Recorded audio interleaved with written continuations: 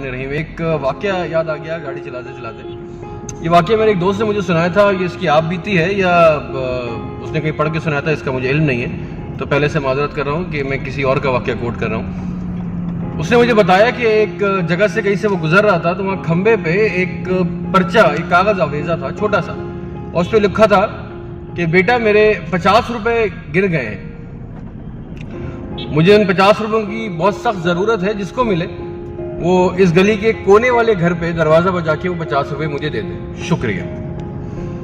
मेरे दोस्त ने जब वो पर्चा पढ़ा, या उस शख्स ने जब वो पर्चे को पढ़ा, तो उसने सोचा कि या अल्लाह, ये कौन सा शख्स है जिसके 50 रुपये गिर गए और उसको इतनी फिक्र है, उसके लिए ये 50 रुपये इंतहाई कीमती होंगे, तो मैं क्यों ना इसको अपनी तरफ से एक 50 रुपये दे दूँ और बोलूँ कि मुझे आपके 50 रुपये यहाँ से पड़े में मिले हैं। तो वो शख्स चला जाता है उस गली के आखिरी कोने वाले घर की तरफ, दरवाज़ा बजाता है तो एक बूढ़ी सी खातून निकलती है।